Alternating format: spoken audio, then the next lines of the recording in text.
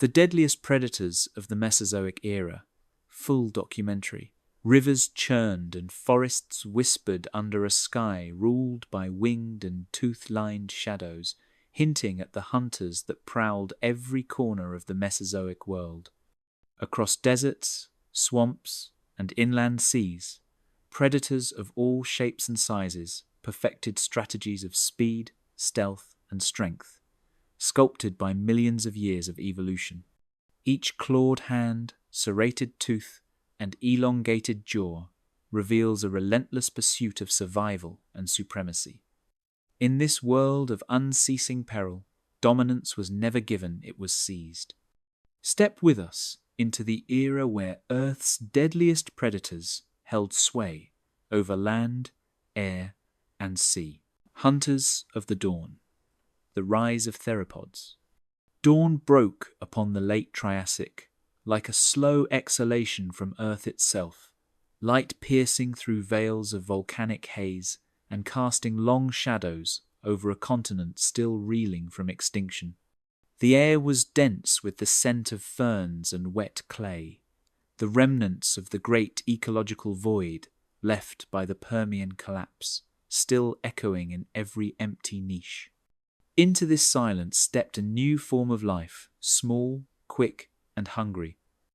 They were not yet the titans of legend, but their bones carried the blueprint of future dominion. These were the first theropods, the earliest true predators of the Mesozoic world, and they would change the rhythm of life on land forever. Where sluggish amphibians and sprawling reptiles once ruled, the theropods brought movement economical, lethal, and precise. Eoraptor, scarcely more than a meter long, darted through the undergrowth with a speed that belied its fragile build. Its hollow bones reduced weight, its hind limbs were built for sprinting, and its forelimbs, though small, were already adapted for grasping prey. Fossil evidence from the Ishigualasto Formation of Argentina reveals delicate impressions of its claws and teeth, sharp and recurved, designed not for chewing, but for tearing. This region, once a volcanic floodplain, preserves the earliest stages of the dinosaurian ascent, where the boundaries between prey and predator began to sharpen into evolutionary inevitability. Across these primeval landscapes, the climate oscillated violently between drought and deluge, forcing rapid adaptation. In the sandstone layers of the Chinle Formation in North America, paleontologists have uncovered the remains of Coelophysis, one of the earliest large-bodied theropods, slender yet powerful. Measuring over 3 meters in length, it possessed a flexible neck, a deep chest cavity for enhanced lung capacity, and light, bird-like vertebrae that made its movements agile and continuous. Studies of bone histology show rapid growth rates, an indicator of high metabolism, and oxygen isotope analysis suggests endothermic tendencies, marking one of the first steps toward warm-blooded predation. These animals were not cold-blooded opportunists. They were metabolic engines of pursuit, transforming hunting into art. Beyond anatomy, their emergence reshaped ecosystems themselves. Before theropods, most terrestrial carnivores were sluggish synapsids or archosaurian ambush hunters relying on brute force. But the new predators brought endurance and intelligence. Trackways in Poland's Holy Cross Mountains show patterns of coordinated movement, hinting at early forms of group hunting or territorial behavior. This was not mere chance, it was behavioral evolution at work, an early experiment in social dynamics among creatures designed to kill. Their senses sharpened, olfactory bulbs grew larger, and visual acuity became crucial. Prey species, in turn, evolved defensive strategies, thicker hides, herding instincts, and faster reproductive cycles. Thus began an arms race that would define the entire Mesozoic narrative. Sediments along what is now Zimbabwe tell another part of the story. Here, fossils of Megapnosaurus, once known as Syntarsus, reveal a predator built for coordination and persistence. Excavations at the Elliott Formation suggest multiple individuals buried together, possibly victims of drought or flood, but the clustering of bones raises the possibility of pack association. If this interpretation holds, then the roots of cooperative predation extend back over 200 million years. These early theropods were not merely hunters, they were tacticians, adjusting strategy to environment and opportunity. The Triassic world was unstable, yet within that volatility, evolution found its sharpest instruments. An examination of their skulls reveals the subtle architecture of predation refined over time. The maxilla of Liliensternus shows enlarged fenestrate openings that lightened the skull without sacrificing strength, and an arrangement of jaw muscles allowing for rapid, snapping bites rather than prolonged struggles. Computer modeling of bite mechanics indicates pressures of up to 1,000 newtons, formidable for a predator under 4 meters in length. Serrated, blade-like teeth sliced through flesh with minimal resistance, a design so efficient that it would remain virtually unchanged in theropods for the next 150 million years. In these bones lies the continuity of an idea, evolution's quiet preference for precision over power. As continental drift reshaped the planet, Pangaea fractured, birthing new coastlines, deserts, and forests. This tectonic restlessness mirrored biological diversification. In the arid basins of what would become Europe, theropods adapted to lean prey populations by evolving lighter frames and longer strides. In more fertile floodplains, such as those of early South America, size became an advantage, leading to gradual increases in mass and muscle.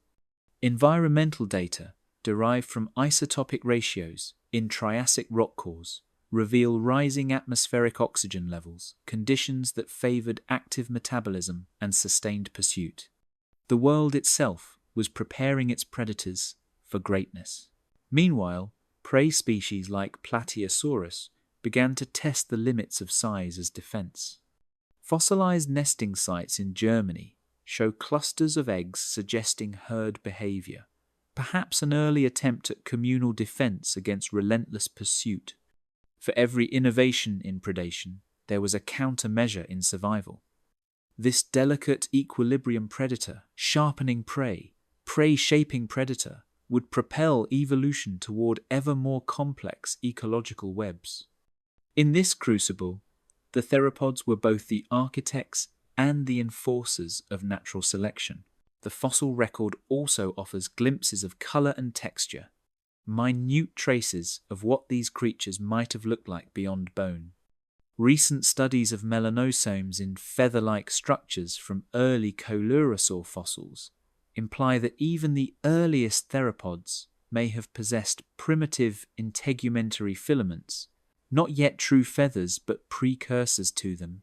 These filaments could have provided insulation or visual signaling, marking the dawn of the link between thermoregulation, display, and predation. Such discoveries collapse the imagined barrier between reptile and bird, revealing a continuum rather than a divide. Yet not all adaptations favored aggression. Some theropods, faced with environmental scarcity, became opportunistic feeders. Fossilized gut contents from certain late Triassic specimens include small bones and plant material, suggesting dietary flexibility. This versatility was not a weakness, it was a survival strategy. The theropod's strength lay not only in their teeth and claws, but in their ability to evolve faster than the world around them could collapse. Beneath the surface of these fossilized narratives lies an evolutionary rhythm as relentless as the heartbeat of the Earth itself. Radiometric dating places the earliest true theropods at roughly 231 million years ago, barely a geological breath after the mass extinction that cleared their stage. In the brevity of that interval, life reinvented predation, creating hunters capable of transforming every ecosystem they touched. Their success was not an accident of design. It was the inevitable outcome of adaptation meeting opportunity. When night fell over the Triassic plains, the sounds of their world changed. No longer the heavy croaks of amphibians or the hissing of primitive reptiles, but the rhythmic patter of bipedal footsteps and the whisper of flesh meeting air. The world was learning to fear motion. The first theropods had set evolution on a path that would lead, millions of years later, to apex predators whose size and ferocity would defy imagination. The age of the giants had not yet come, but its shadow already stretched across the volcanic horizon.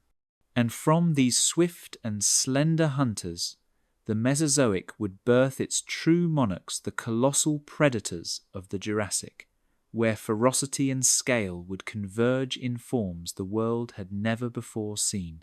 Tyrants of the Jurassic, Allosaurus unleashed. When the Jurassic sun burned high over the Morrison floodplains, shadows of giants rippled across the fern canopy. The air shimmered with heat rising from silt-rich plains where conifers and cycads stood like sentinels above sluggish rivers.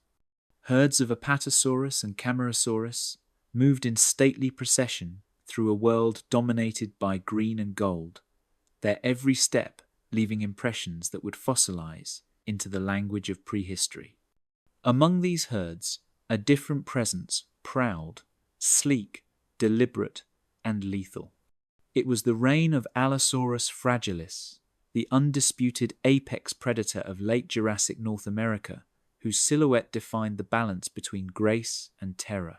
Among them, Allosaurus fragilis moved with a precision honed by evolution's patient hand, its tail counterbalancing a massive head equipped with nearly 80 serrated teeth. Each motion was a lesson in controlled violence. Hips pivoting, limbs coiled like springs, claws curling against the dust as it gauged distance and timing. Weighing up to 2 tons, yet built for bursts of speed, this predator exemplified the kinetic perfection of its era. Where earlier theropods were experiments in efficiency, Allosaurus was a refinement, lean, specialized, and devastatingly effective. Beneath layers of Morrison sandstone, paleontologists have unearthed the evidence of its dominance bone beds crowded with disarticulated remains and vertebrae etched with tooth marks bearing its distinctive blade-like serrations. These fossil assemblages, particularly those of the Cleveland Lloyd Quarry in Utah, tell of repeated feeding events that may have bordered on the social. Whether these gatherings were cooperative hunts or chaotic feeding frenzies remains uncertain, yet the pattern suggests an apex species with complex ecological behavior. The marks they left on prey bones, clean gouges rather than crushing punctures, illustrate a weapon adapted for slicing through flesh rather than smashing bone. Each vertebra of its spine spoke of power refined through necessity, a structure both light and strong. The neural arches locked with precision, forming a framework that absorbed the recoil of rapid movement. Air sacs invaded the bones, a trait shared with modern birds, reducing weight without compromising strength, and hinting at a respiratory system capable of sustaining prolonged exertion. In its architecture, Allosaurus displayed a harmony of form and function that revealed evolution's capacity for elegant brutality. Studies of its skull architecture reveal an evolutionary compromise between power and flexibility. Unlike the rigid, crushing jaws of Tyrannosaurus rex, Allosaurus possessed a lighter skull with a wide gape and strong neck muscles. Biomechanical reconstructions indicate that it may have used a hatchet technique, slamming its upper jaw downward into prey, then wrenching backward to tear loose massive strips of tissue. This behavior, supported by finite element modeling, required a kinetic interplay between muscle and leverage rather than raw force. Its bite force, estimated around 3,500 newtons, was modest compared to later tyrants. Yet its efficiency lay in motion, not pressure. Across the Jurassic landscape, this design proved devastating. Vast herds of sauropods migrated along the braided channels of the Morrison Formation, and wherever they moved, Allosaurus followed. Fossilized trackways record pursuit arcs of predator prints, intersecting prey trails, frozen in the choreography of ancient hunts. Unlike ambush predators, Allosaurus appeared to rely on endurance, pacing its prey through open plains until fatigue tilted the odds. Its long, muscular tail acted as both rudder and stabilizer, enabling balance during swift turns, a dynamic equilibrium between pursuit and precision. Recent biomechanical modeling adds further nuance to its predation. Using digital reconstructions of the skull and musculature, researchers discovered that Allosaurus could flex its cranium during feeding, allowing the upper jaw to move semi-independently of the lower. This kinetic skull motion amplified the tearing force, transforming each strike into a series of rapid, rhythmic blows. Combined with a powerful neck flexion exceeding 90 degrees, this mechanism turned the act of feeding into a calculated disassembly of its prey. No other Jurassic predator demonstrated such biomechanical ingenuity. Even its claws bore stories of adaptation. Long, recurved talons, lined with microscopic striations, match wear patterns seen in modern birds of prey, suggesting repeated contact with bone and tendon. These claws likely served both for grasping and stabilizing prey during feeding. In combination with its three-fingered hands, Allosaurus wielded tools of predation that rivaled the sophistication of later raptors. Each appendage worked as an extension of its predatory mind, a balance of instinct, coordination, and precision beyond simple ferocity. Fossilized evidence also reveals signs of violence among its own kind. Bite marks found on Allosaurus skulls match the spacing of their own teeth, suggesting intraspecific combat, perhaps over territory, mates, or carcasses.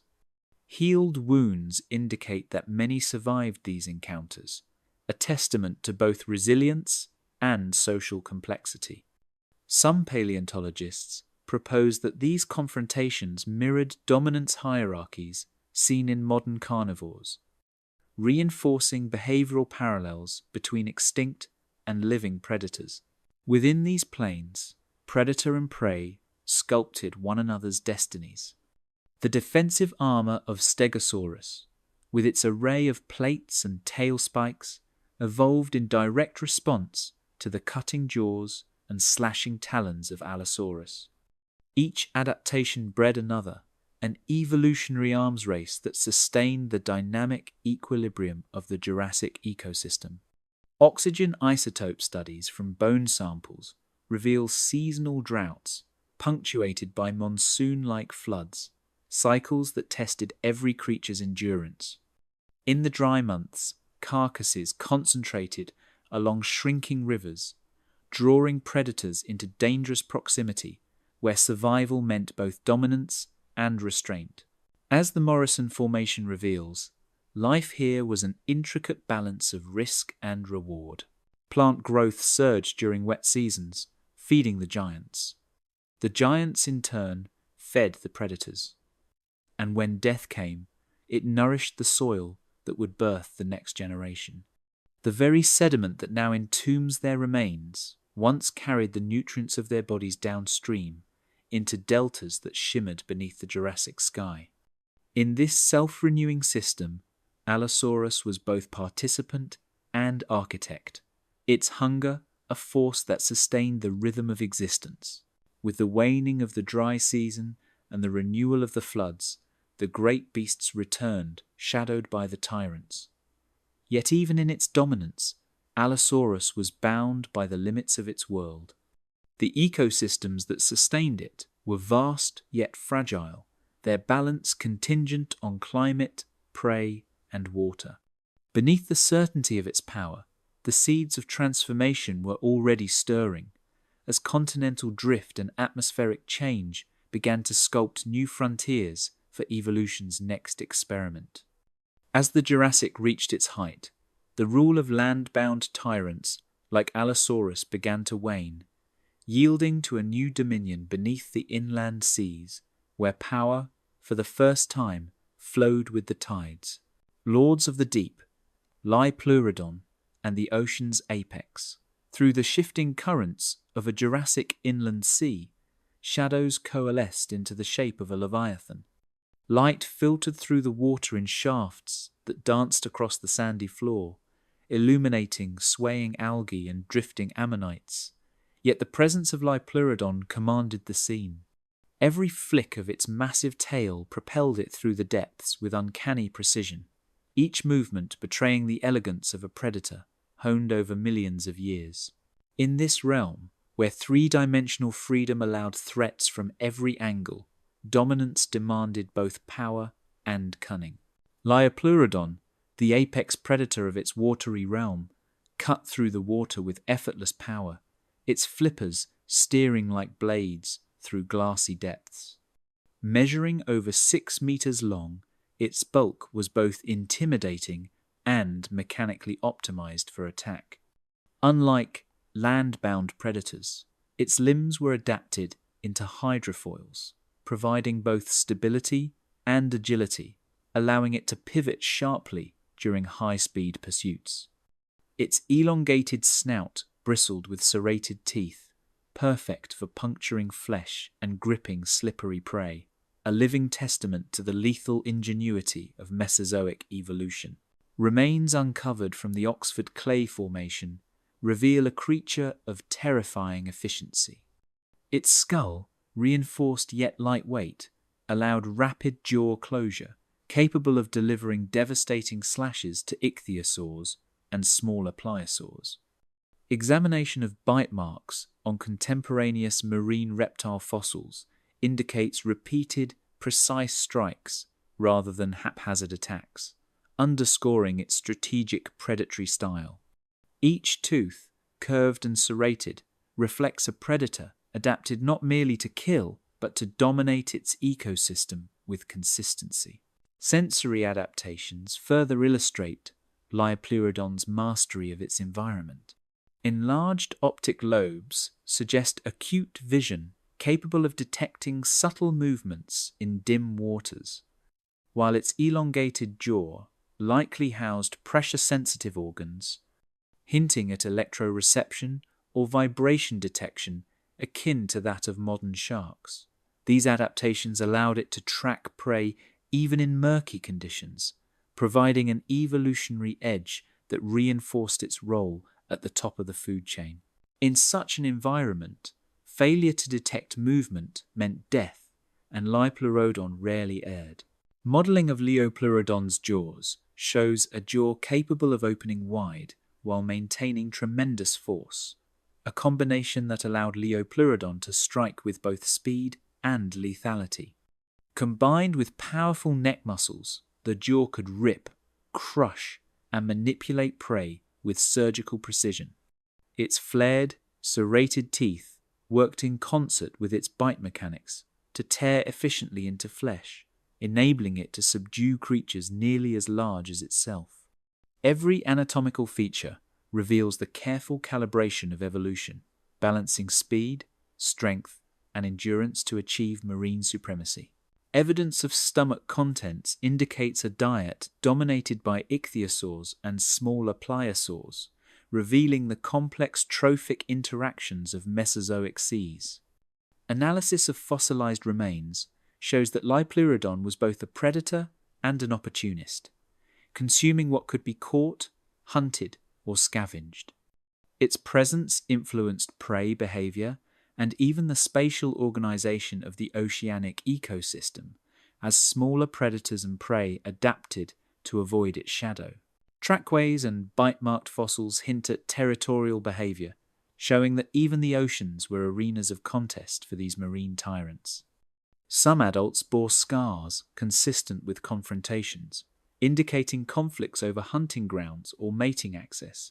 Competition was fierce, and survival demanded both strategy and strength. Juveniles had to navigate these hazards from their first hunts, learning quickly to exploit the predator's own skills and instincts in a world ruled by giants. The muscular tail, thick and flexible, acted as both rudder and propellant, powering bursts of speed that could rival modern killer whales in ambush maneuvers. Flipper coordination allowed sudden lateral turns and vertical lunges, granting Lipleurodon a dynamic range of motion unmatched in its environment. Every movement was calculated, efficient, and deadly, a demonstration of evolutionary design optimized for aquatic predation. Stratigraphic analysis places Lipleurodon in the Calovian stage of the Middle Jurassic, a time when continental fragmentation was forming shallow seas that teemed with life. These inland waters, dotted with reefs, channels, and basins, created a complex habitat that supported abundant prey and multiple apex predators. Fossil evidence shows Lipleurodon thriving in this environment, coexisting with other pliosaurs while maintaining top-tier dominance through sheer size, skill, and sensory adaptation.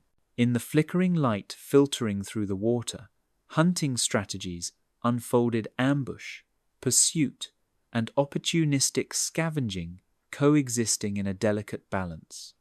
Prey were driven into corners, herded toward currents, or ambushed from below in a choreography of predator and quarry.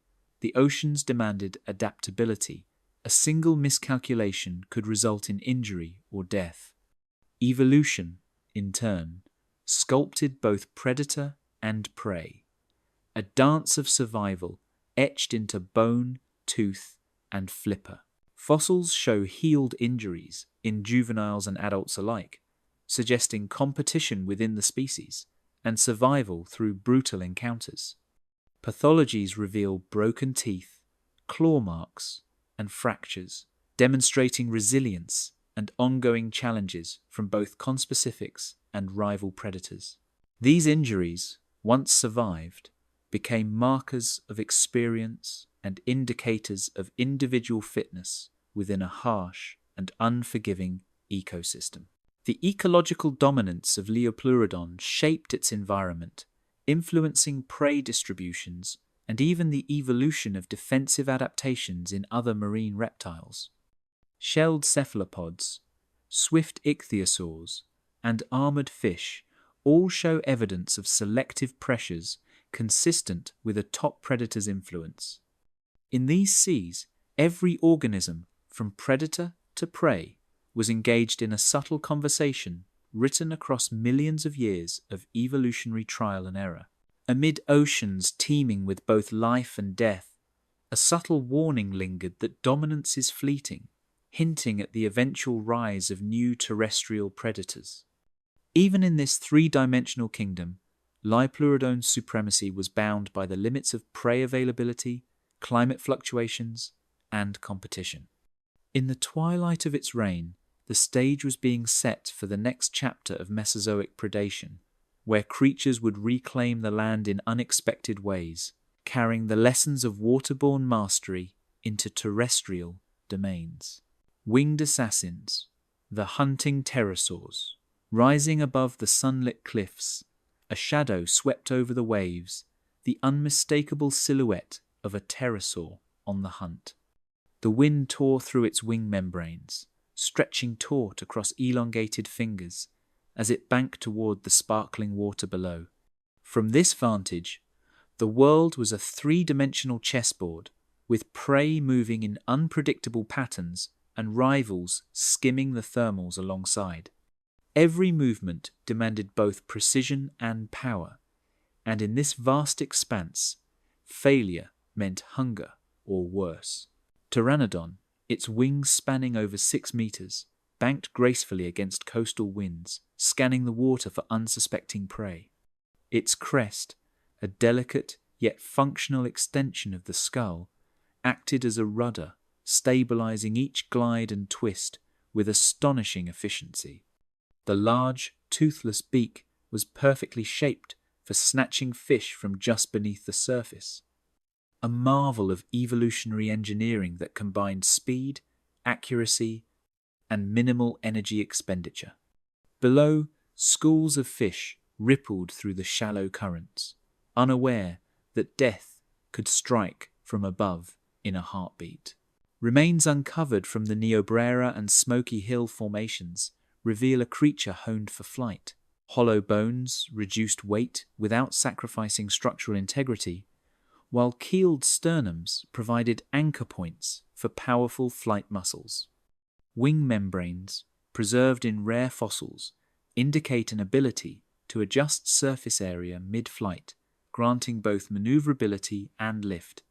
Each anatomical detail, from elongated phalanges to the curvature of the beak, demonstrates a predator whose entire existence was defined by mastery of the air. Examination of pterosaur fossilized soft tissues reveals traces of pycnofiber's hair-like filaments that may have aided in thermoregulation and aerodynamic stability. These filaments, covering parts of the head, neck, and wing membranes, suggest that pterosaurs could maintain high metabolic rates necessary for sustained flight. Pycnofibers may also have reduced drag by smoothing airflow across the body, a subtle adaptation enhancing energy efficiency during long glides or rapid hunting maneuvers. Combined with the hollow bone structure and keeled sternum, this integumentary feature indicates a highly evolved physiology that balanced strength, endurance, and thermal regulation traits critical for survival as apex aerial predators in the late Cretaceous. Nyctosaurus, smaller yet agile, darted between updrafts, its long, needle-like crest slicing through the breeze. Unlike Pteranodon's broad, gliding sweeps, Nyctosaurus relied on rapid bursts of speed and sudden direction changes to capture fish near the surface. Its narrow wings and lightweight frame allowed near-impossible maneuvers, turning the hunting grounds into a three-dimensional dance of predator and prey. Fossil evidence suggests these creatures coexisted, partitioning ecological niches to minimize competition while maximizing access to available resources. Analysis of jaw mechanics and beak structure suggests adaptations for swift, repetitive strikes against elusive fish. Unlike terrestrial predators, pterosaurs could engage prey from above, using gravity, speed, and aerodynamic efficiency to amplify each attack. Fossilized stomach contents confirm a diet dominated by small fish and cephalopods, yet the occasional scavenged carcass demonstrates opportunistic behavior. Every feeding event was a combination of instinct, precision, and environmental awareness, honed over millions of years of evolution. Bone microstructure indicates rapid growth rates and high metabolic demands, consistent with a life spent in constant motion. Unlike land-bound reptiles, pterosaurs required sustained energy to maintain flight, hunt efficiently, and escape competitors. Isotopic analysis of fossilized bones further suggests seasonal variations in prey availability, which likely drove long-distance glides and temporary migrations along coastlines.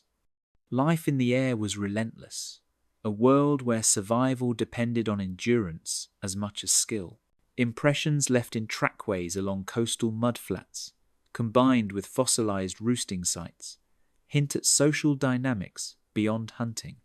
Evidence suggests that pterosaurs gathered in colonies, nesting along cliffs and foraging in loose flocks. These behaviors minimized predation risk and facilitated knowledge transfer between juveniles and adults, ensuring continuity of hunting expertise. Even in isolation, the air itself imposed limits on their physiology and behavior, making social interactions a key component of survival. Wing loading and aspect ratio studies reveal a remarkable aerodynamic efficiency, allowing prolonged glides with minimal energy expenditure. Pteranodon could soar for hours, scanning vast stretches of ocean or inland waterways, while Nyctosaurus executed rapid, controlled bursts to snatch prey before retreating to safety. Fossilized impressions of wing membranes show fine creases and reinforcements that accommodated both flexibility and tensile strength, making these hunters agile and deadly in the air. The coastal cliffs and inland waterways created corridors of opportunity where prey congregated. Fish schools, small reptiles, and opportunistic scavengers provided predictable targets for skilled flyers. Pterosaurs exploited these corridors with instinctual precision, learning the patterns of prey and wind currents alike. Fossil evidence shows that hunting success was highest when multiple environmental factors aligned: light, wind, prey, behavior, illustrating the delicate balance of aerial predation. Predatory maneuvers required split-second calculations, as updrafts, prey movements, and fellow flyers demanded constant adjustment. Each strike, glide, or dive was a combination of instinct and biomechanics, executed with unparalleled finesse. Injuries evident in fossilized bones indicate collisions or aggressive interactions with rivals, a reminder that dominance in the sky was never guaranteed.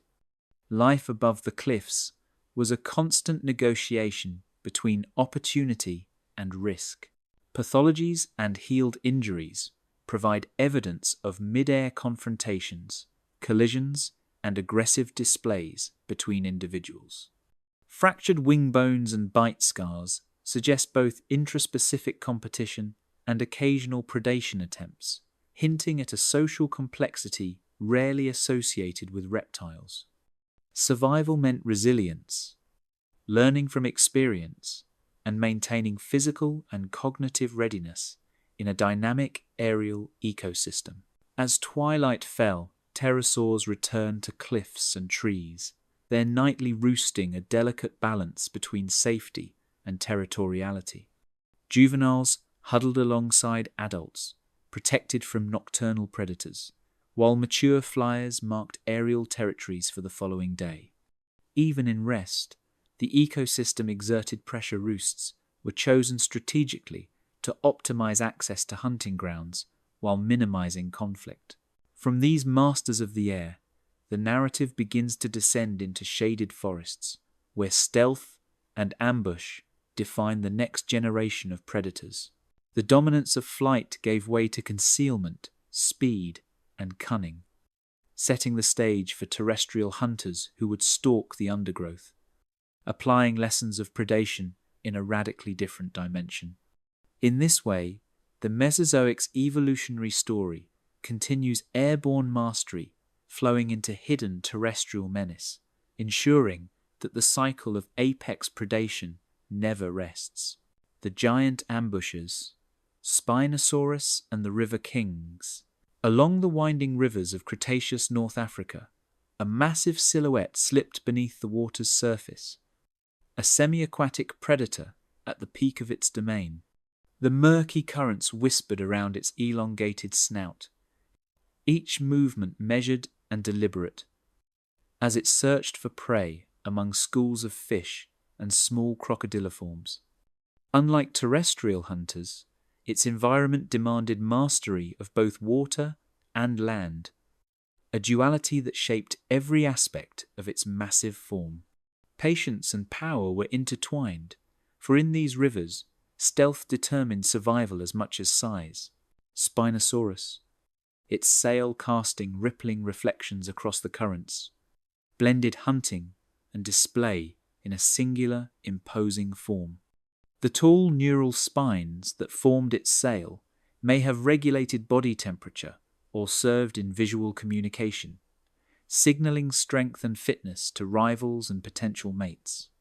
Shadows danced across the riverbanks as its limbs pressed against the mud, leaving subtle impressions of a predator adapted to both ambush and aquatic navigation.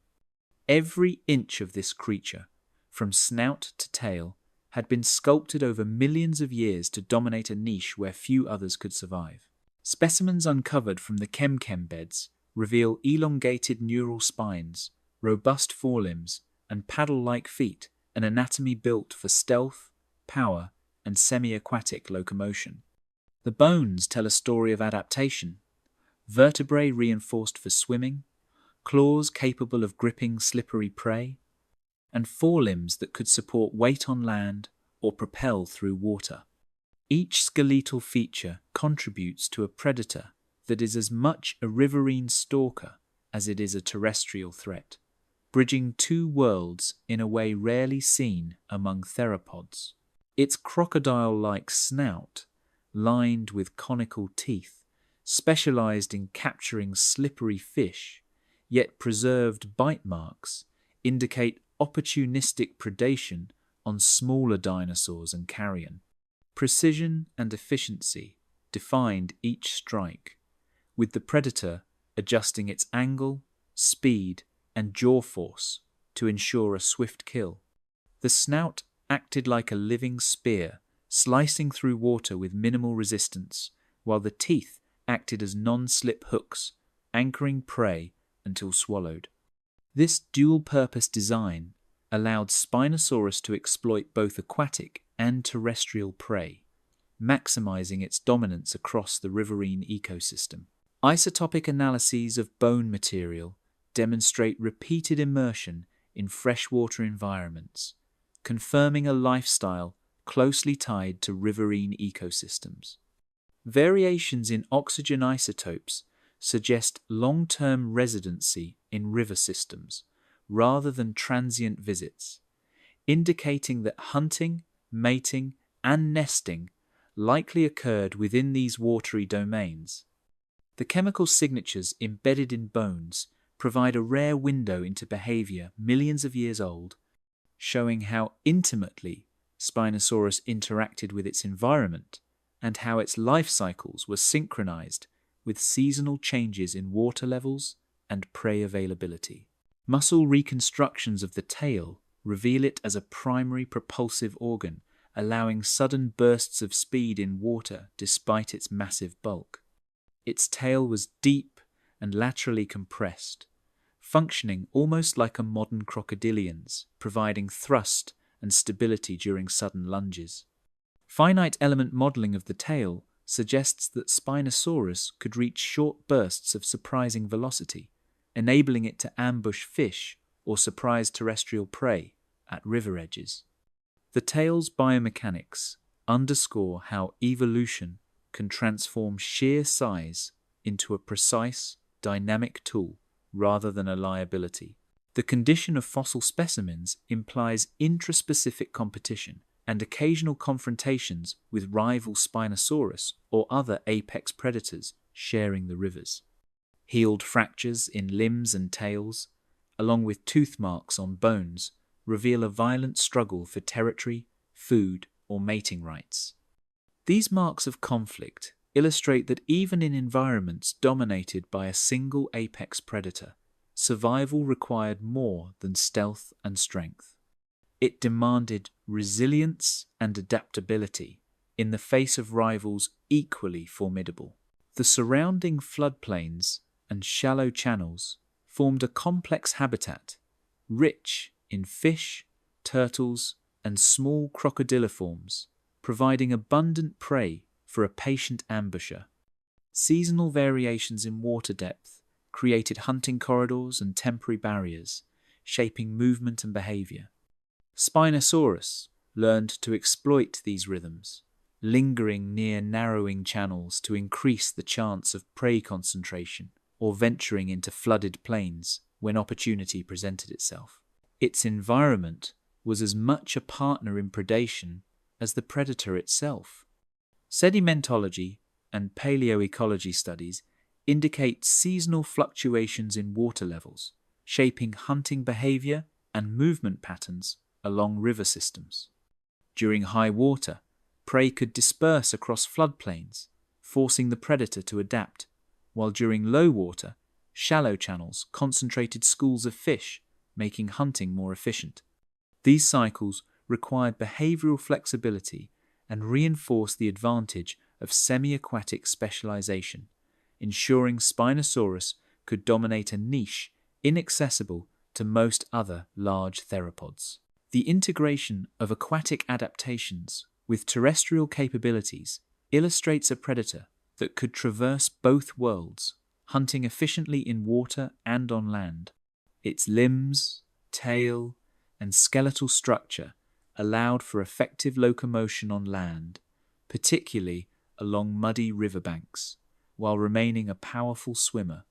This duality created a predator that was difficult to predict and even more difficult to escape, granting Spinosaurus a unique evolutionary advantage in the ecosystems it dominated. Juveniles likely occupied shallower zones or marginal habitats, reducing competition with adults while honing their ambush skills through early experience. Such ecological partitioning not only increased survival rates for young, but also ensured that hunting techniques were learned gradually, integrating stealth, timing, and muscle coordination.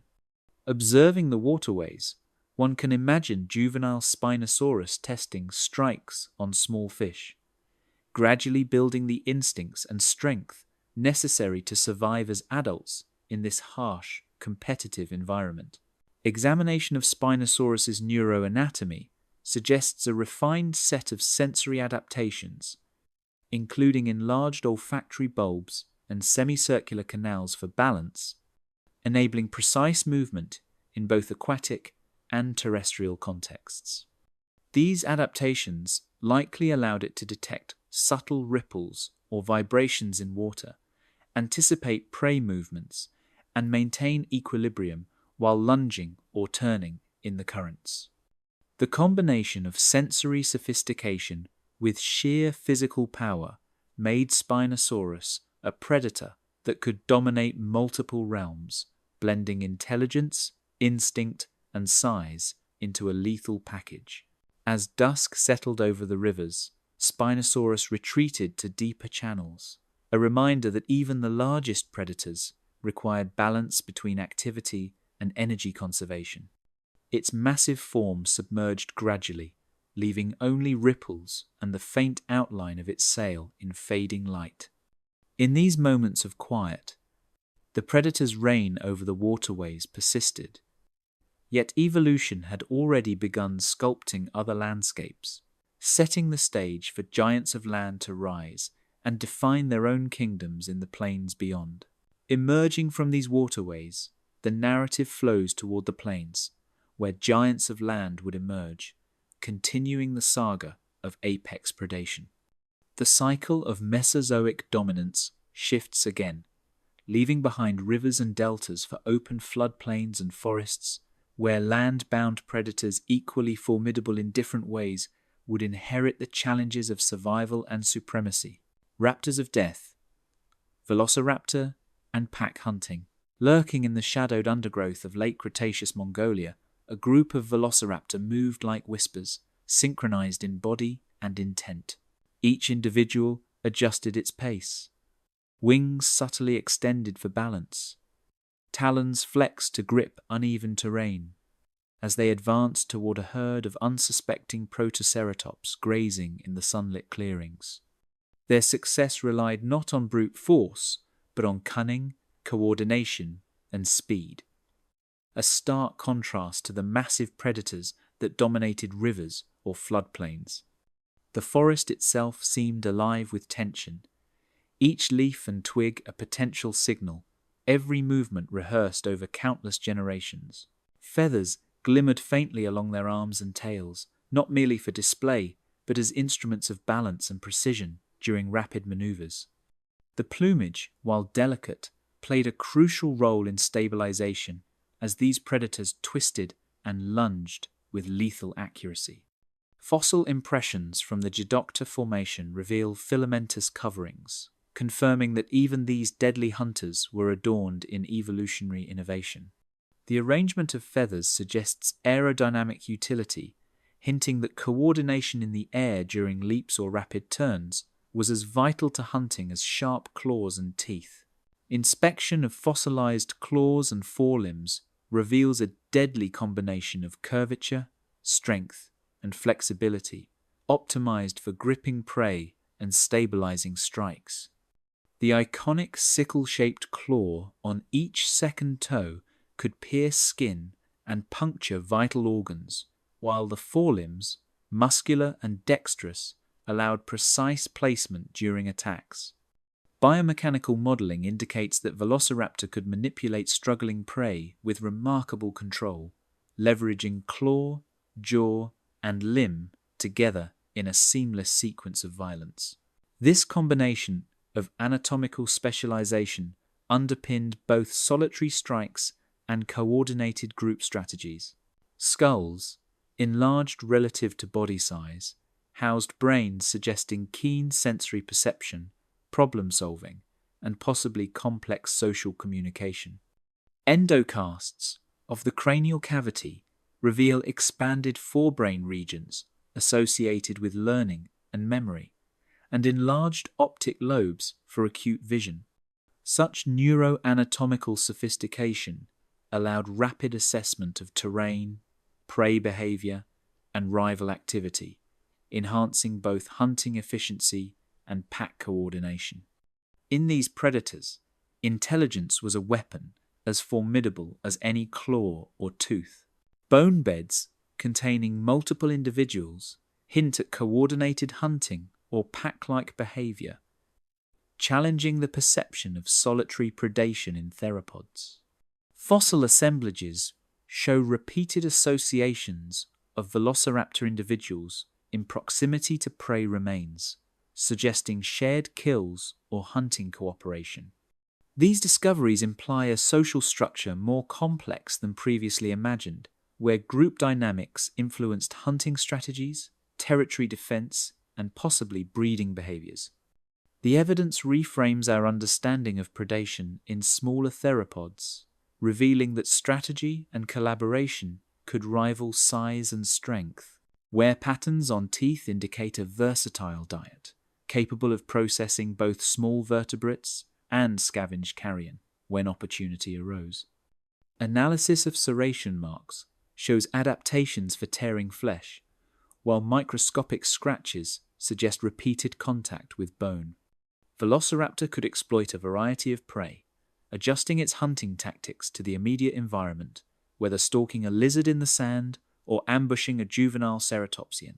This dietary flexibility contributed to its evolutionary success, allowing it to thrive across variable late Cretaceous landscapes. Patterns preserved in mudstone trackways indicate evidence of dynamic movement, pursuit strategies, and possible group coordination over variable terrain. Parallel tracks, spaced with precision, suggest synchronous movement, while occasional sudden deviations indicate rapid directional changes during a chase. These preserved traces provide a rare glimpse into real-time hunting behavior, revealing agility, endurance, and communication that skeletal remains alone cannot convey. The evidence paints a vivid picture. A coordinated strike force, moving with almost predatory choreography through a complex environment. Forests, riverbanks, and dune edges provided a labyrinth of ambush points, allowing raptors to exploit cover while coordinating attacks. Strategic use of terrain allowed smaller predators to overcome larger or better armored prey, leveraging concealment, timing, and speed to maximum effect. The interplay between topography and behavior was critical, as these cunning hunters had to navigate both obstacles and opportunities in a landscape constantly shifting under climatic and seasonal pressures. Every leaf, mound, and fallen log could mean the difference between success and failure.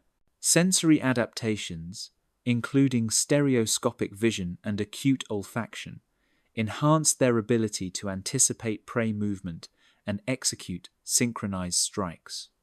By triangulating distance and interpreting subtle movements, Velociraptor could calculate attack trajectories with precision, even in low light or cluttered environments. Smell and sight worked in tandem, allowing predators to track both living prey and carcasses over considerable distances. This sensory integration elevated them from opportunistic hunters to masterful ambushers, capable of both strategic planning and rapid improvisation. Youngsters likely observed adults to learn hunting strategies, combining trial and error with social observation to develop cooperative efficiency.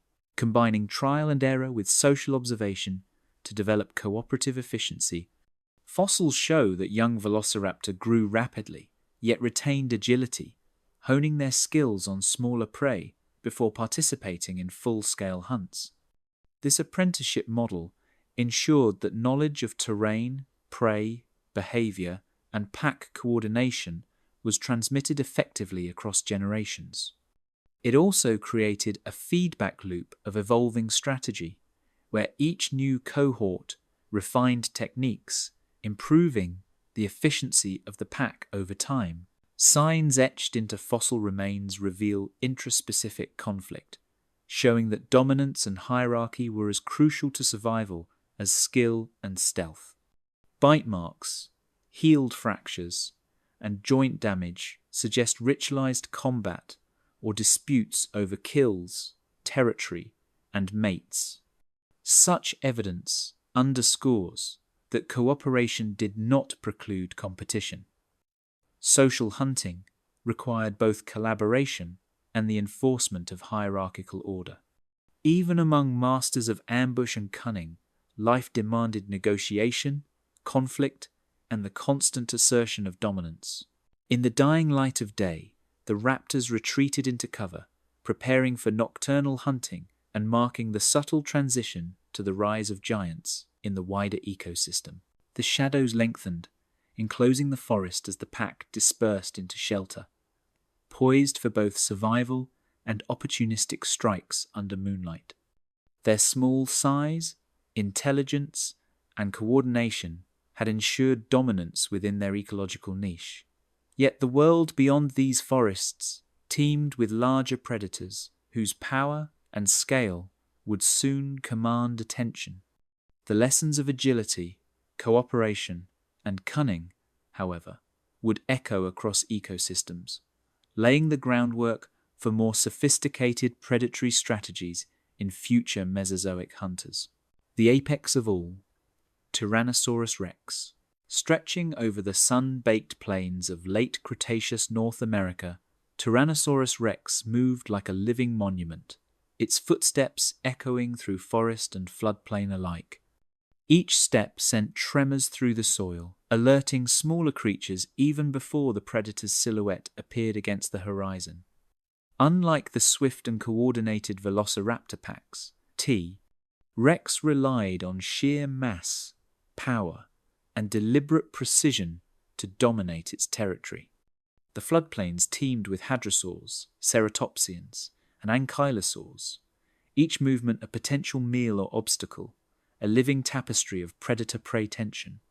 In these landscapes, presence alone conveyed supremacy, a living reminder that evolution had refined a creature capable of reshaping the ecosystem by sheer force. Muscle, tendon, and bone fused in a framework capable of delivering a bite force unmatched by any contemporary predator. The jaws could crush bone with frightening efficiency, teeth up to 30 centimeters long, slicing through flesh and vertebrae with terrifying ease. Studies of mandibular mechanics show that T-Rex's skull acted as a lever system, distributing stress while maximizing bite impact.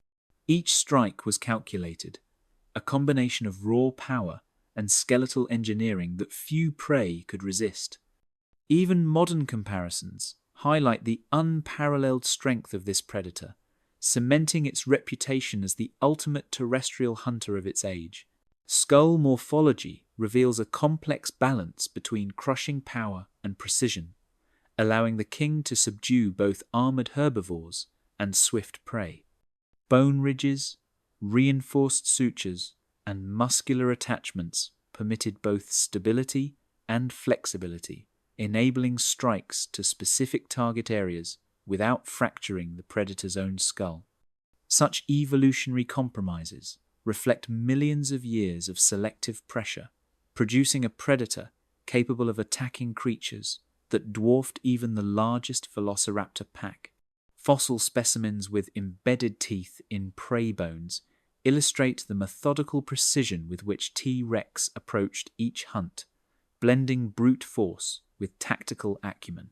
Olfactory bulbs, among the largest in any theropod, granted T. rex the ability to detect carrion or live prey across vast distances. Smell was not a secondary sense but a primary instrument of survival, guiding the predator through forests, wetlands, and floodplains to locate vulnerable targets. Combined with stereoscopic vision, this sensory combination allowed the king to calculate distances, anticipate movement, and execute ambushes with astounding accuracy. In ecological terms, T. rex's sensory adaptations ensured dominance, even when prey attempted to hide in dense vegetation or rugged terrain. Growth rings in limb bones indicate rapid adolescent expansion, transforming juveniles into apex predators within a matter of years. Juvenile T. rex were already formidable, blending agility with teeth capable of inflicting significant damage. As they matured, skeletal and muscular development amplified, creating one of the most physically imposing terrestrial predators in history. This ontogenetic shift also influenced hunting strategy. Younger individuals may have hunted smaller prey independently or assisted adults in group-like coordination, while adults relied on mass, power, and strategic positioning. Evolution had engineered not only a predator, but a life cycle optimized for ecological supremacy. Traces in trackways and kill sites suggest both opportunistic scavenging and active predation, illuminating behavioral versatility. Marks of teeth on bones, overlapping footprints, and bone bed alignments demonstrate that T. rex could switch between feeding strategies depending on availability and competition. At times, it dominated carcasses, driving other predators away with sheer size. At others, it stalked and ambushed live prey, relying on calculated bursts of speed and crushing strength. Behavioral plasticity allowed T. rex to exploit every niche within its environment, ensuring survival in a dynamic ecosystem. Injuries preserved in skeletons hint at intraspecific combat, competition for mates, and territorial disputes, revealing that even giants faced constant challenges. Bite marks on the skulls and forelimbs of adult specimens indicate aggressive interactions, while healed fractures testify to survival and resilience. Such evidence reveals a predator not only defined by physical prowess, but by social and territorial pressures, where survival demanded both combat skill and strategic judgment. Even in the presence of immense strength, conflict shaped behaviors and life histories. Environmental reconstructions depict river systems, floodplains, and forests teeming with prey, from ceratopsians to hadrosaurs, creating a dynamic hunting arena. Seasonal variations altered vegetation, water levels, and prey abundance, requiring T. rex to adapt its hunting routes and timing. These rich ecosystems provided the stage upon which the apex predator demonstrated both power and adaptability, exploiting opportunities as they arose. The predator's dominance was inseparable from the environment it inhabited, with each floodplain or forest corridor influencing tactics and survival outcomes. At a massive scale, studies suggest T. rex could accelerate quickly enough to ambush large herbivores, combining stealth and power. Contrary to assumptions of slow lumbering, simulations show bursts of speed capable of closing distance on unwary prey, while massive musculature ensured that momentum translated into devastating force. Limbs, tail, and spine acted in concert to maintain balance during pursuit, delivering precise strikes despite the animal's enormous size. This combination of calculated speed and crushing power redefined what it meant to be an apex predator. Comparisons with coeval predators, such as Dakotaraptor and smaller tyrannosaurids, show niche partitioning and coexistence strategies within the ecosystem. While T-Rex dominated large prey and territorial claims, smaller theropods exploited marginal niches, hunting young, sick, or differently adapted species. This partitioning reduced direct competition while maintaining ecosystem balance, demonstrating that even an apex predator's reign was part of a complex network of interactions. Observing these dynamics offers insight into how ecosystems function under the rule of such a dominant predator. Preserved gut contents and coprolites provide rare windows into diet, digestion, and hunting efficacy, reinforcing T-Rex's apex status. Remnants of bones, scales, and even partially digested tissue attest to a varied diet and the ability to exploit both freshly killed and scavenged resources. Chemical and microscopic analyses suggest efficient digestion of bone and soft tissue, allowing maximal energy extraction. Such evidence complements anatomical and biomechanical studies, painting a holistic portrait of the predator's lifestyle and ecological dominance. During the lengthening shadows of forest and floodplain, the king retreated to its lair, leaving the stage for smaller, lethal predators to exploit niches left in its colossal wake. Juvenile tyrannosaurs, raptors, and opportunistic hunters continue to thrive in the ecological spaces created by T-Rex's presence. While the king reigned supreme in both body and influence, its existence defined opportunities for other species, showing that even the mightiest predator shaped, rather than erased, the ecological web around it. From raw power and dominance to the niches carved by cunning and agility, the ecosystem remained a theatre of constant adaptation, setting the stage for the continued evolution of deadly Mesozoic hunters. The armoured hunters, ankylosaurs, in reverse. Rising from the shadows of Cretaceous forests, ankylosaurs presented a wall of bone and muscle that even apex predators approached with caution. Massive bodies, armoured in osteoderms, spikes, and reinforced plates, turned seemingly passive herbivores into walking fortresses, forcing hunters to reconsider strategy before any attack. Each movement was deliberate, measured, and defended, with a tail club poised to deliver punishing blows. Predators that underestimated these giants often paid the price, as encounters were rarely one-sided. In these ecosystems, dominance did not solely belong to the largest carnivores. Survival sometimes demanded respect for formidable defenses honed by millions of years of evolution. Marks of predator bites and healed wounds demonstrate that carnivores often learned the hard way that attacking an ankylosaur carried serious risk. Fossilized remains of tyrannosaurs and smaller theropods alike reveal fractures and embedded teeth, evidence that tail swings and armor could deter or even wound attackers. Even the most powerful jaws of the late Cretaceous required strategy and caution when confronting these mobile fortresses. Healed injuries indicate repeated encounters and the remarkable resilience of ankylosaurs, showing that survival depended as much on defensive capability as on size or strength. Young ankylosaurs developed protective adaptations early, suggesting that survival strategies were essential from the first months of life. Osteoderms began forming during juvenile stages, providing immediate protection against opportunistic predators. The development of tail musculature and vertebral reinforcement during growth phases indicates a gradual, functional increase in defensive power.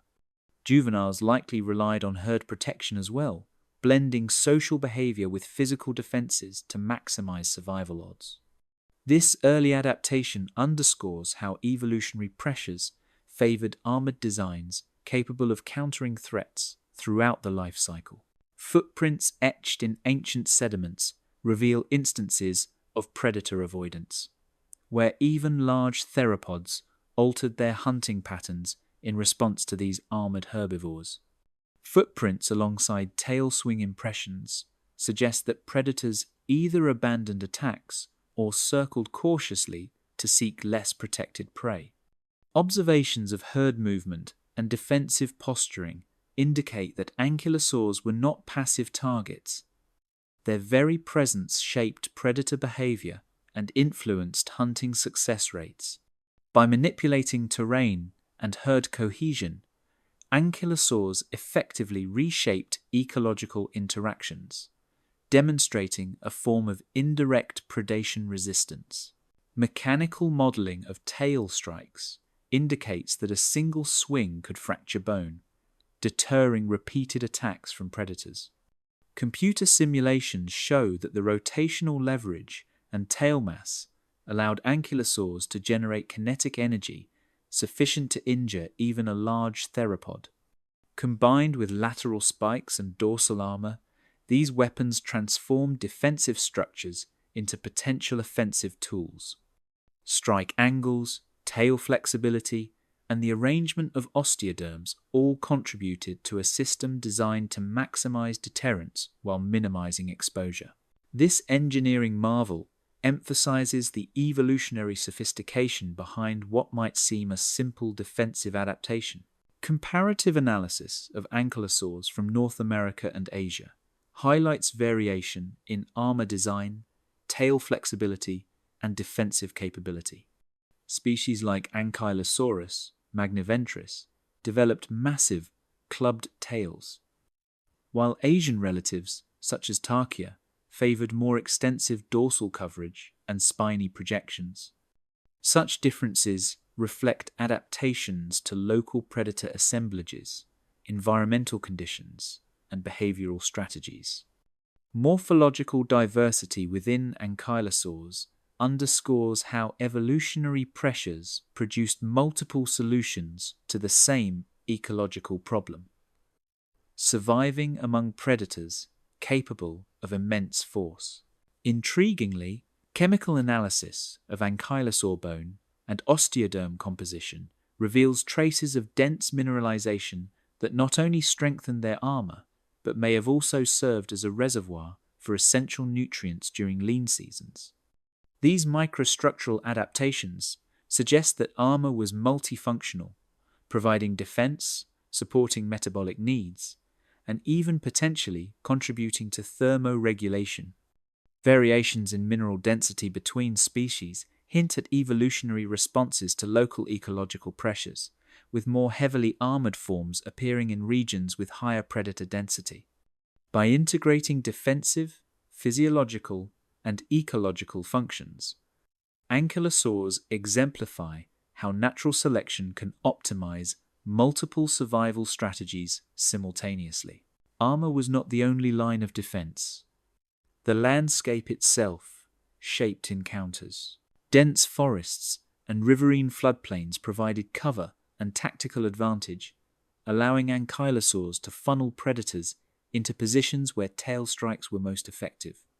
Seasonal flooding and drought cycles further influenced predator-prey dynamics, creating times when the armored giants could dominate open areas or retreat into protective terrain.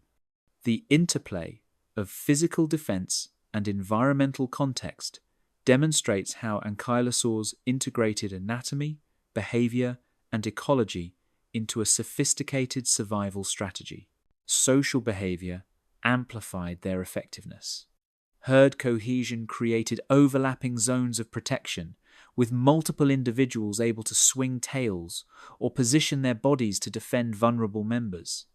Trackways suggest coordinated movement, where younger or weaker ankylosaurs were shielded by adults, and predators were discouraged from engaging by the sheer mass of armored bodies. Collective deterrence reveals that survival was not solely individual, but could be communal, adding another layer of complexity to these prehistoric interactions.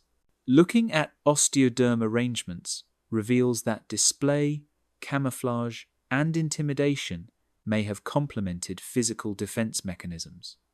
Coloration and surface textures, inferred from microscopic structures and modern analogues, could have enhanced visual deterrence, signaling strength, or readiness to predators and rivals alike. Some ridges and nodules may have functioned as signaling devices during encounters, allowing ankylosaurs to communicate danger without striking. These subtle adaptations layered atop brute force created a multi-dimensional defense system that was both functional and psychologically effective. With the sun sinking behind distant ridges, these armored giants withdrew, leaving predators to recalibrate and seek prey where defenses were weaker, setting the stage for swifter, stealthier hunters to dominate the shadows. Even as they receded, the presence of ankylosaurs influenced predator behavior, forcing large carnivores to modify hunting patterns, conserve energy, or select alternative prey. Their armor and strategic behavior left a lasting imprint on the ecosystems they inhabited, shaping evolutionary pressures for both herbivores and predators alike. By the time darkness fell, it was clear that survival in the late Cretaceous required more than size and ferocity. It demanded adaptation, resilience, and ingenuity, a lesson that would echo through the emergence of nimble, cunning predators who relied on stealth and speed to claim their place in the shadows. Speed demons, Gallimimus and the swift killers. Sunlight shimmered over waving grasses, revealing the fleeting shadows of creatures built for pure speed. Gallimimus, a slender, long-limbed theropod, moved with a grace that belied its size, each stride a combination of balance, energy, and precision. Unlike the lumbering giants of the late Cretaceous, these small predators exploited open landscapes, relying on fleet-footed bursts and coordinated hunting to survive in ecosystems dominated by larger carnivores. Every decision in motion, when to accelerate, when to pivot, carried the weight of life or death, demanding both instinct and learned behavior. Observing them in imagined pursuit, one could almost feel the wind slicing across their feathers and the rhythmic pounding of their hollow bones, transferring energy with maximum efficiency. Every stride of Gallimimus stretched muscle and bone in perfect harmony, a testament to evolutionary engineering. Their hind limbs were elongated, with lightweight yet reinforced bones that absorbed impact while delivering rapid propulsion. Tendons and ligaments acted like biological springs, storing and releasing energy with each step. Forelimbs, though small, aided balance during high-speed maneuvers, and the elongated tail acted as a counterweight, allowing abrupt turns with minimal loss of momentum. This combination of adaptations made Gallimimus an apex of agility, able to exploit prey that slower, heavier predators could not easily catch. Microscopic examination of limb-bone cross-sections uncovers a balance of lightweight structure and extraordinary resilience. Studies indicate a microarchitecture that reduced mass without compromising strength, allowing repeated high-speed sprints without skeletal fatigue. Bone histology also suggests rapid growth, reaching adult size within a few short years, an essential advantage in predation and survival against larger, slower rivals. The interplay of lightweight bones and reinforced joints reflects a species finely tuned for continuous motion across the plains, where every second of speed could determine success or failure. Parallel impressions in sandy plains tell a story of group coordination and synchronized movement, unseen in larger predators. Fossilized trackways reveal clusters of footprints moving in the same direction, spacing suggesting a pack or loosely organized hunting group. Such coordination would have allowed small theropods to harry prey, cut off escape routes, and work together to exhaust animals far larger than themselves. This evidence challenges earlier assumptions that small predators were solitary, revealing a social dimension to speed-based hunting rarely acknowledged in the fossil record. Though slender, their jaws and claws executed rapid, precise strikes, optimized for efficiency over brute force. Gallimimus possessed small, sharp teeth, capable of tearing flesh quickly, while the forelimbs with hooked claws could grasp and hold struggling prey. In combination with speed, these adaptations made for a predator that could attack in rapid succession, inflicting maximum damage before prey could respond. Each encounter with prey was a dance of timing, precision, and agility, demonstrating that effectiveness does not always require size, but often a mastery of mechanics and strategy. Shifting wind patterns and terrain contours dictated when and how these hunters pursued prey across open plains. Gallimimus would exploit gusts to mask its approach, move along ridgelines for a height advantage, or maneuver through tall vegetation to surprise unsuspecting herbivores. These environmental strategies reveal an intricate awareness of the landscape and the subtle interplay between predator and terrain. The small theropod's survival depended not only on speed, but on reading the land, predicting prey movement, and adapting tactics in real time. Biomechanical modeling estimates bursts of acceleration that allowed these theropods to outpace much larger rivals. Studies simulating muscle strength, joint flexibility, and stride length indicate top speeds exceeding 40 km per hour in short bursts. Such velocity would enable the hunters to intercept fleeing prey, evade larger carnivores, or position themselves advantageously for coordinated attacks with pack members. By integrating physical capability with tactical behavior, Gallimimus exemplifies the evolutionary power of speed as a weapon and a survival strategy. Tail and spine dynamics provided astonishing agility, enabling swift directional changes mid-chase. The long, stiffened tail acted as a gyroscopic stabilizer, while a flexible spine permitted subtle adjustments to stride and balance. Observations from fossilized skeletons show that tail vertebrae had specialized articulations, supporting sudden lateral swings and rapid pivoting. Combined with powerful leg muscles and lightweight limbs, these features allowed Gallimimus to execute maneuvers that would confound slower or heavier predators, turning the plains into a theater for high-speed survival drama. Alert eyes scanned the horizon constantly, each decision a matter of life or death in the fleeting seconds of pursuit. Large, forward-facing eyes provided depth perception, essential for judging distance during chases, while a wide field of vision enabled monitoring for threats from larger theropods. The nervous system, inferred from braincase morphology, indicates rapid processing of sensory information, speed of thought, matching speed of body. Vigilance and reaction time, paired with physical agility, allowed Gallimimus to occupy a niche where intelligence complemented raw velocity, making them formidable despite their small stature. As dusk approached, the landscape emptied of hunters, leaving only whispered traces of their high-speed dominance and the lurking ambush predators that awaited in shadowed corridors.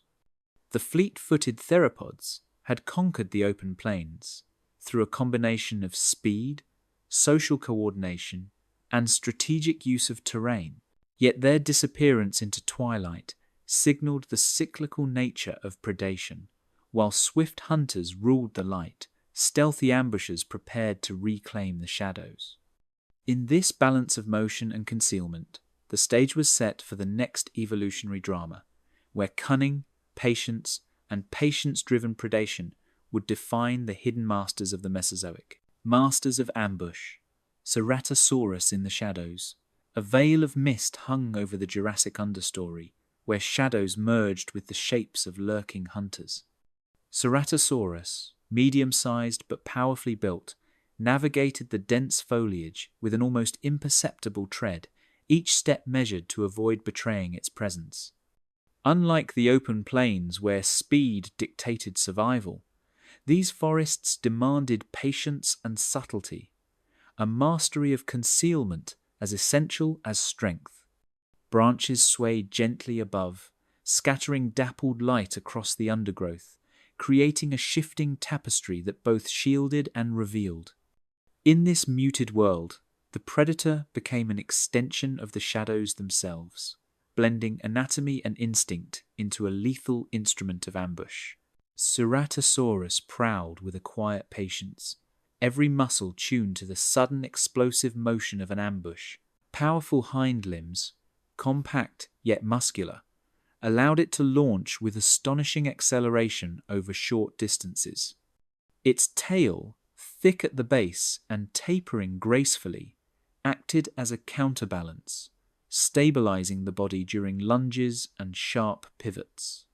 The relatively short forelimbs, armed with sharp claws, were capable of seizing struggling prey, complementing the powerful bite delivered in swift succession. Such adaptations turned stealth into lethality. Speed alone was insufficient, yet combined with sudden aggression, it could subdue creatures far larger than itself. Studies of cranial anatomy reveal a snout and jaw structure optimized for sudden, lateral strikes. The elongated, narrow skull allowed Ceratosaurus to deliver precise, slashing bites with minimal warning. Serrated teeth acted like biological saws, tearing into flesh with efficiency rather than brute force. Cranial crests and nasal horns may have served multiple functions, from display and species recognition to subtle signaling within hunting groups. In this forested theatre, the predator's head was both a tool and a weapon, perfectly aligned with its environment and hunting style. Claw curvature and forelimb articulation suggest an ability to grasp and restrain struggling prey efficiently. The hands could latch onto small to medium-sized dinosaurs, or even lacerate at close quarters, holding or disabling a target while the jaws completed the kill. Microscopic examination of wear patterns indicates repeated contact with bone and sinew, reinforcing the idea of consistent predatory activity. The interplay of limbs and teeth reveals an integrated hunting strategy where every anatomical feature served the goal of ambush and capture. Sediment-filled footprints indicate sudden bursts of speed from concealed positions, often catching herbivores unaware. Trackways preserved in muddy riverbanks or floodplain edges show patterns of stealth, followed by explosive propulsion, evidence of short, high-powered sprints rather than extended chases. These fossilized traces demonstrate the importance of positioning and environmental awareness. A predator's success relied on anticipating prey movement and leveraging terrain for surprise. Unlike open-terrain hunters, Ceratosaurus mastered the forest, using every rock, root, and shadow to its advantage. Forest density and seasonal foliage influenced ambush site selection, providing both cover and vantage points. During wet seasons, dense undergrowth obscured movement but also funneled prey along predictable corridors. In drier periods, fallen leaves and low-lying shrubs created a soft substrate, muffling footsteps and enhancing the hunter's stealth. Such environmental sensitivity required a nuanced understanding of the forest's rhythms, as well as an ability to adapt behavior to seasonal and topographical changes. These factors transformed the forest itself into an extension of the predator's senses and strategy. Analysis of pathologies on Ceratosaurus skeletons hints at intra-species conflicts and territorial competition within shaded hunting grounds. Healed fractures, puncture wounds, and cranial abrasions suggest confrontations over prey, mates, or territory, adding a social layer to their solitary hunting. Such encounters would have demanded not only physical prowess, but also intelligence and timing, as poorly judged attacks could result in serious injury.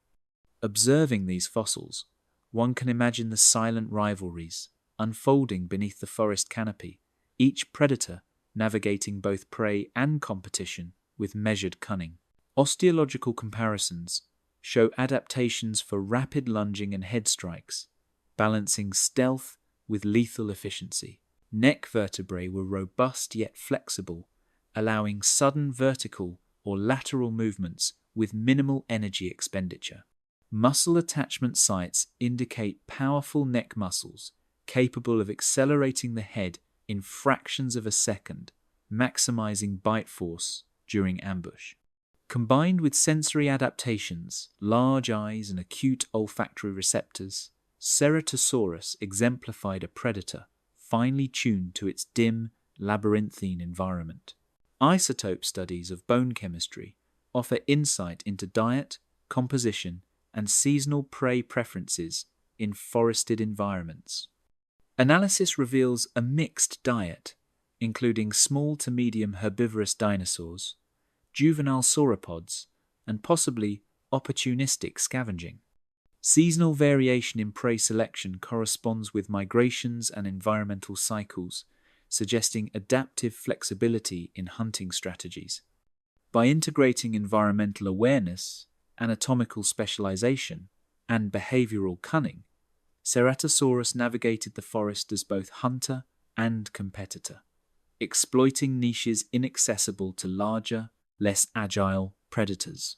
Silent as dusk settled, the forest floor became a tapestry of hidden tension, where predators and prey alike adapted to fading light and shifting shadows. Ceratosaurus remained poised, its patience a weapon as formidable as any claw or tooth. Each movement was calculated, a combination of instinct, intelligence, and anatomical perfection, ready to unleash sudden violence with minimal warning. In this delicate balance of concealment and attack, the forest itself was a stage, and the medium-sized ambushers, masters of the shadows, setting the stage for the next evolutionary act, where aquatic ambush predators bridged land and water, extending the deadly strategies of concealment into the rivers and lakes of the Mesozoic world. The sea serpents, Mosasaurus, and oceanic supremacy. Ripples spread across the late Cretaceous seaway, heralding the approach of a predator unmatched in speed and size. Mosasaurus, the apex of marine reptiles, carved its dominion through turbulent waters with a combination of raw power and fluid grace. Its massive body, sometimes stretching up to 18 meters in length, cut through the currents effortlessly, propelled by a broad, muscular tail that acted as both rudder and engine. Above, the ocean's surface glittered in fractured light, reflecting the silent menace below, while schools of fish scattered at the first hint of movement. This was a world governed not by camouflage among foliage, but by mastery of three-dimensional space, where every flick of a fin could spell life or death. Mosasaurus glided through the water with muscular elegance, its tail generating thrust that could rival modern sharks. The vertebral column and robust musculature allowed rapid acceleration, particularly during ambush strikes, turning the predator's bulk into a deadly advantage. Hydrodynamic adaptations minimized drag, while a streamlined head allowed sudden lunges at prey with minimal warning. Even in open water, where there were no hiding places, speed and precision enabled Mosasaurus to dominate, transforming sheer size into an instrument of lethality.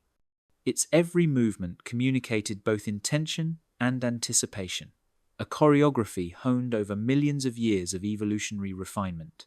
Skull morphology and jaw mechanics reveal a lethal combination of crushing power and precision, adapted for tackling fish, turtles, and even smaller mosasaurs. The jaws could open wide to engulf prey, while serrated teeth lined the maxilla and mandible like biological spears. Bite force estimates exceed several tons, yet the skull remained flexible enough to absorb resistance from struggling prey. Paired with sensory adaptations, large eyes for low-light hunting, and pressure-sensitive receptors along the snout, Mosasaurus was capable of detecting subtle vibrations and tracking movement over dozens of meters.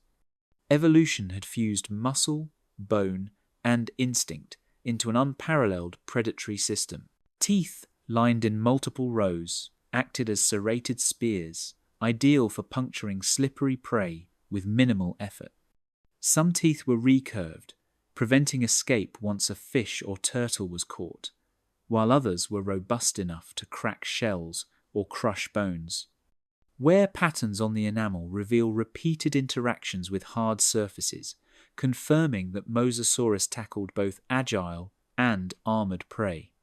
The arrangement of teeth, combined with a hinge-like jaw joint, allowed a rapid shearing action that could dismember even the fastest marine vertebrates. In a single strike, the predator neutralized its target with terrifying efficiency. Finite element modeling of cranial structures indicates bite forces exceeding several tons, concentrated for maximum lethality. Biomechanical simulations reveal how the skull absorbed impact without fracture, distributing stress across reinforced bones. Musculature attachments suggest that Mosasaurus could strike multiple times per minute, each lunge powered by immense torque from the neck and jaw muscles. This anatomical sophistication allowed the predator to tackle prey of considerable size and resistance, ensuring survival in competitive marine ecosystems. Investigations into the microstructure of scales reveal unexpected defensive adaptations in Mosasaurus. Recent studies of fossilized skin impressions show small, keeled scales arranged in overlapping patterns, likely reducing drag and providing some protection against bites from other large predators. These dermal features may have also played a role in thermoregulation and hydrodynamics, allowing more efficient movement through water while retaining body heat in cooler currents. Such adaptations demonstrate that even apex predators faced selective pressures from both their environment and rival hunters, requiring not just offensive, but subtle defensive innovations. Insights from stomach contents and seaway sediments provide direct evidence of diet, hunting range, and opportunistic predation strategies. Fossilized remains show fish, ammonites, small mosasaurs, and even pterosaurs that had fallen into the water. Prey diversity indicates a generalist approach, modulated by size, season, and availability. The combination of direct fossil evidence and sedimentary context illustrates the predator's expansive ecological niche, encompassing shallow lagoons, open seaways, and river mouths alike. Mosasaurus was not merely a specialist, it was an apex predator adaptable to changing conditions. Otolith and inner ear structures suggest exceptional spatial awareness and hunting coordination within three-dimensional marine environments. Sensory adaptations enabled Mosasaurus to navigate complex currents and detect prey approaching from any angle. Paired with forward-facing eyes and stereoscopic vision, it could accurately judge distance, speed, and trajectory, essential for capturing fast-moving or evasive prey. These features illustrate a predator whose intellect, perception, and anatomy converged to dominate an entire aquatic ecosystem. Paleoceanographic records show that sea temperatures, salinity gradients, and currents influenced hunting territories and migratory patterns. Seasonal shifts altered prey distribution, forcing Mosasaurus to adjust hunting strategies and range. In warmer periods, the predator exploited denser schools of fish, while cooler waters pushed it closer to reefed lagoons and estuaries. Understanding the interplay between climate and predator behavior reveals that apex dominance was not static, but responsive, molded by both biological and environmental factors. Competition with other large predators, including plesiosaurs and sharks, drove adaptations for speed, stealth, and sensory acuity. Fossil assemblages indicate overlapping territories, suggesting that Mosasaurus had to outcompete contemporaries both in hunting efficiency and aggression. Bite marks, healed injuries, and occasional missing teeth hint at skirmishes over prey or territory, a subtle reminder that even the apex predator faced challenges. In these dynamic waters, only a combination of power, perception, and cunning ensured continued supremacy. Under the molten hues of dusk on the sea, the predator's dominance foreshadowed the next evolutionary stage, where hunting strategies extended to creatures capable of bridging water and shore. Mosasaurus exemplified the culmination of aquatic predation, a creature perfectly adapted to its liquid realm. Yet, it also set the stage for predators exploiting multiple environments capable of striking both within and beyond the waves. Its reign over the seas highlighted the ultimate fusion of anatomy, behavior, and environment, leaving the audience to wonder which hunters would master the boundary between land and water in the Mesozoic world. The crowning killers, Carcharodontosaurus and the Cretaceous giants. Shadows stretched over the vast Cretaceous plains as a colossal predator prowled, muscles coiled beneath thick scales, moving with both caution and purpose. The floodplains of northern Africa, punctuated by rivers and scattered forests, were alive with the tension of life and death, and among them walked the true titans, Carcharodontosaurus, rulers of these lands long before T. rex claimed its fame. Every step of this predator spoke of evolutionary refinement: legs built for long strides, tail for balance, and a skull designed to deliver devastating bites. The prehistoric air seemed charged, heavy with humidity and the distant calls of prey, as if nature itself acknowledged the presence of a supreme hunter. Carcharodontosaurus fragilis, measuring over 13 meters in length and weighing over 6 tons, carried its bulk with astonishing efficiency, a marvel of musculoskeletal engineering. Fossilized limb bones reveal a combination of strength and agility, allowing bursts of speed capable of challenging even the largest ornithopods and sauropods. Its vertebrae and pelvis show adaptations that balanced mass distribution with locomotor efficiency, while the tail acted as a dynamic counterbalance during lunges and sudden turns. Such anatomy suggests a predator capable of both endurance pursuits and short, violent ambushes, blending strategies to suit the prey available across fluctuating floodplains. Jaw mechanics reveal a bite designed for slicing through bone, serrated teeth perfectly angled for tearing flesh rather than crushing, indicating a predatory niche distinct from the bone-crushing strategies of later tyrannosaurids. Finite element analysis shows the skull could withstand lateral forces while keeping the teeth anchored and aligned, permitting precision strikes with devastating efficiency. Large temporalis and jaw adductor muscles generated the force necessary to sever vertebrae or strip meat quickly, a necessity when competing with other apex predators or scavengers. Even minor injuries on teeth, common in fossil specimens, point to frequent engagement with struggling prey and occasional skirmishes with rivals. Recent fossil discoveries in the Kem beds provide insight into prey selection and seasonal hunting behavior. Remains of sauropods, large ornithopods, and even juvenile theropods in association with Carcharodontosaurus bones suggest opportunistic feeding rather than strict specialization. Patterns of tooth marks indicate both predation and scavenging, demonstrating a predator attuned to the unpredictable rhythms of the ecosystem. Seasonal shifts in river flow and floodplain vegetation would have affected prey distribution, forcing even a giant like Carcharodontosaurus to adjust hunting strategies to maintain dominance. When Giganotosaurus and Tyrannosaurus are compared, convergent evolution among giant theropods becomes evident, showing that selective pressures favored particular cranial shapes, limb proportions, and hunting strategies across continents. Carcharodontosaurus's elongated skull and blade-like teeth parallel the Giganotosaurus lineage, while T.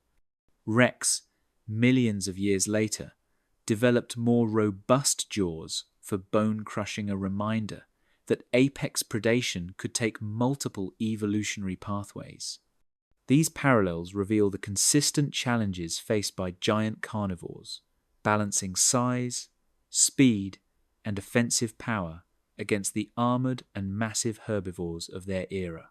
Observations from preserved trackways show interactions with herds of sauropods, suggesting tactical hunting strategies and possibly cooperative behaviors, though the extent of pack hunting remains debated. Footprints of juveniles and adults often appear together, hinting at complex social structures or familial territory ranges. The spacing of tracks suggests bursts of coordinated pursuit, while subtle changes in stride length reveal adjustments to terrain, prey response, or even environmental constraints like soft sediment near riverbanks. These physical traces offer a rare glimpse into the lived experience of predators whose fossils tell only part of the story. Frequent intraspecific combat is revealed through pathologies in recovered bones, suggesting territorial disputes and hierarchical social structures. Bite marks on skulls, healed fractures on ribs, and lesions on limb bones testify to conflicts between rivals, demonstrating that even apex predators face threats from their own kind. Such evidence, when combined with trackways and prey association, paints a vivid portrait of a predator navigating a landscape of constant competition where dominance was never guaranteed, and survival demanded both physical prowess and strategic acumen. Sedimentology and paleoenvironmental reconstruction show how floodplains, river systems, and seasonal droughts shaped hunting and movement. During wet seasons, abundant vegetation supported massive herds of prey, while dry periods concentrated animals along shrinking water sources, creating ambush opportunities for Carcharodontosaurus. These environmental pressures shaped not only daily behavior, but long-term evolutionary adaptations, favoring predators capable of adjusting tactics and energy expenditure to the rhythms of the land. Cranial and neck musculature reconstructions illustrate how balance, leverage, and force combined to optimize predation. Large nuchal ligaments stabilized the head during strikes, while powerful cervical muscles allowed swift, slashing motions capable of subduing even large sauropods' necks. Combined with blade-like teeth and precise jaw articulation, Carcharodontosaurus could incapacitate prey with efficiency rarely matched in any predator of comparable size. Such an integrated design reveals the apex predator as a product of millions of years of evolutionary trial and refinement. Unexpectedly, isotopic analysis of tooth enamel provides insight into seasonal movements and diet shifts, showing that even colossal predators exploited multiple ecological niches. Variations in oxygen isotopes suggest that Carcharodontosaurus occasionally ranged farther than previously thought, potentially following prey migrations or avoiding competition. This evidence further emphasizes the sophistication of predator-prey dynamics, painting a picture of a creature constantly interacting with its environment and adjusting behavior to maintain supremacy. As the sun dipped behind distant mesas, the presence of these apex predators reminded all that size, strategy, and adaptability defined survival in the Cretaceous. And from the rivers, floodplains, and forests of northern Africa to distant continents, The diversity of Mesozoic predators, from stealthy hunters to towering giants, shaped ecosystems in ways that still echo through the fossil record, leaving a legacy of evolutionary ingenuity and ecological dominance that would never be matched. Scavengers and opportunists, the lesser-known deadly dinosaurs. In the deepening shadows of the Cretaceous undergrowth, smaller predators stirred, scanning for weakness among the larger inhabitants of the floodplain. In a world dominated by giants, these cunning hunters moved with careful calculation, understanding that survival often depended on timing, stealth, and opportunism rather than brute force. Fossil evidence from the late Cretaceous formations of Mongolia, North America, and Europe suggests that these predators, though diminutive compared to Tyrannosaurus or Carcharodontosaurus, wielded a lethal efficiency that allowed them to thrive in ecosystems where competition was intense and danger was ever present. Among fallen giants and abandoned kills, keen-eyed theropods found opportunity where others saw only carrion. Velociraptor, for instance, could scavenge the remains of sauropod hatchlings or juvenile ceratosaurs, quickly stripping flesh with their serrated teeth before larger predators could claim it. Troodontids, with their proportionally large brains and highly developed sensory organs, combined sharp vision and acute hearing to locate weakened or isolated prey, exploiting niches that might otherwise have gone unnoticed. In these moments, survival hinged on observation, precision, and split-second decision-making qualities as critical as speed or strength in the Mesozoic world. Detailed examination of skull morphology reveals specialized dentition, designed not for brute force, but for precision strikes and efficient consumption of scraps.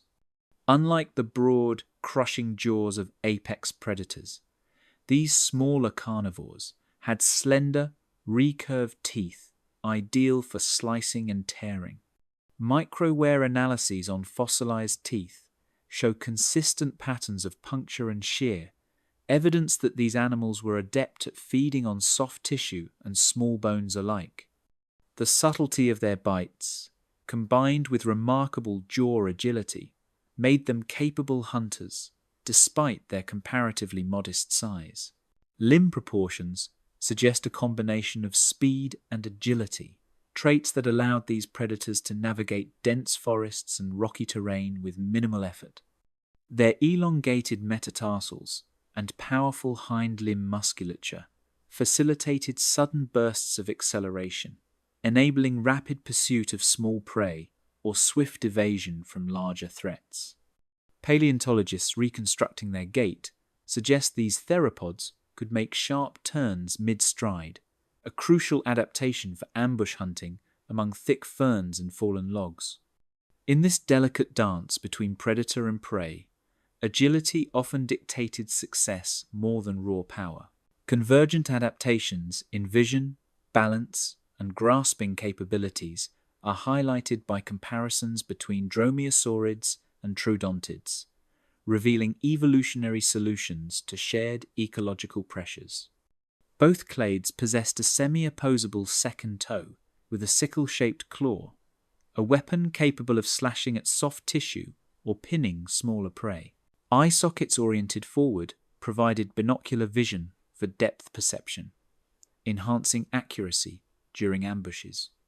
These subtle anatomical traits underscore a common evolutionary truth. In the shadow of giants, versatility and precision could be more deadly than overwhelming force. Bite marks and gnawing patterns preserved in bones provide clues to dietary breadth, showing that these opportunists rarely relied on a single prey source. Fossils from Mongolia's Jadokta Formation exhibit evidence of dromaeosaurid interaction with small mammals, lizards, and juvenile dinosaurs, indicating a willingness to exploit any accessible resource. This dietary flexibility likely increased their resilience during periods of scarcity, allowing populations to persist when larger predators struggled to find sufficient food.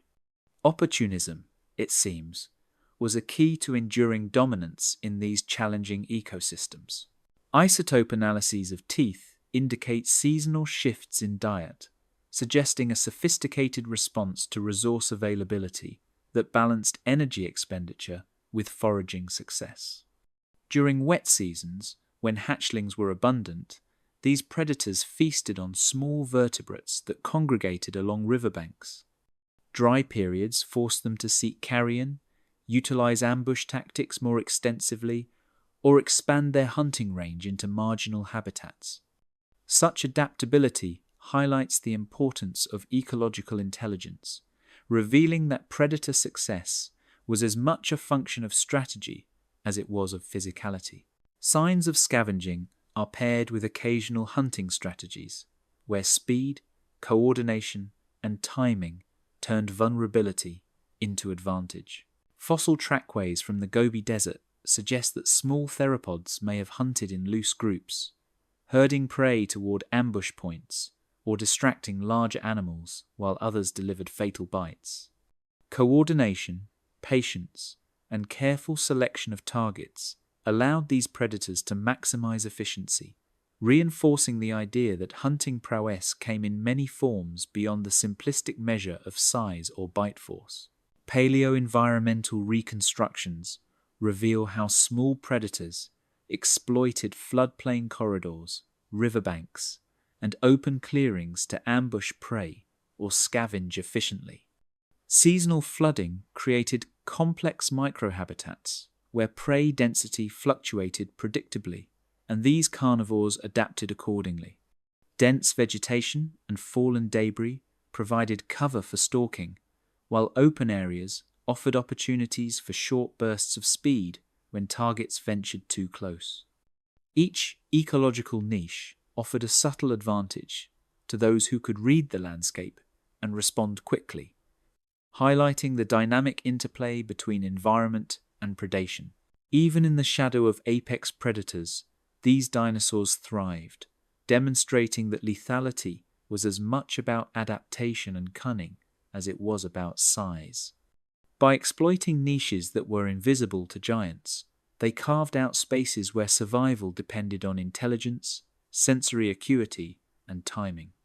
Their successes were not as immediately dramatic as the colossal clashes of T, Rex, or Spinosaurus, but they were no less critical to the ecological balance of the Mesozoic. The ingenuity of these predators reflected an essential truth. Evolution rewarded those who could seize opportunity with patience, precision, and strategy, proving that cunning was a weapon every bit as formidable as strength. As night fell and the forest quieted, the movements of these creatures reflected a delicate balance between stealth, opportunism, and survival strategy, quietly shaping the ecosystem around them. And in their measured, almost invisible dominance, the stage was set for the emergence of entirely new predatory forms, specialists that would exploit the same principles of cunning and adaptability in ways that continued to define life on the Mesozoic stage, where even the smallest hunter could leave an indelible mark on the age of giants. Strange killers, bizarre predators of the Mesozoic. In the tangled canopies of Cretaceous forests, certain predators evolved to hunt where no others could reach, defying conventional expectations of size, strength, or speed. These creatures turned vertical space and aquatic margins into their hunting grounds, exploiting niches that larger predators could never access. While the giants of the Mesozoic dominated open plains and rivers, these smaller, unusual hunters relied on innovation, dexterity, and precise specialization to survive, demonstrating that evolutionary success need not always be measured in sheer scale. Specialized jaws cleft open armored prey, revealing evolutionary experiments in feeding mechanics that pushed the boundaries of predatory design. Theropods like baryonyx possessed elongated, crocodile-like snouts lined with conical teeth, perfectly adapted to grasp slippery fish, while other bizarre species developed narrow, hooked beaks or needle-like dentition for snaring insects and small vertebrates. Fossilized evidence from these adaptations shows that natural selection favored functional innovation, where every structural feature, jaw curvature, tooth serration, or snout length was a tool honed for a specific ecological challenge. Among the river systems, fish-hunting theropods exhibited elongated snouts and needle-like teeth, perfectly adapted for catching elusive prey.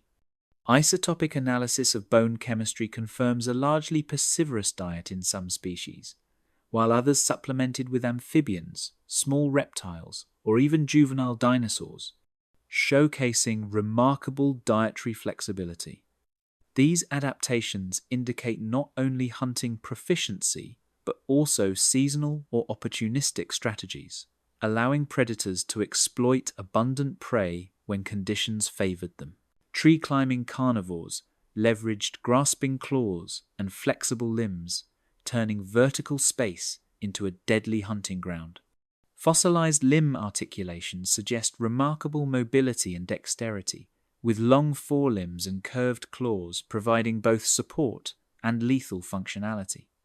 These arboreal hunters could ambush prey from above, combining stealth and precision, a predatory mode previously unseen among dinosaurs, and one that underscores the Mesozoic's capacity for ecological diversity.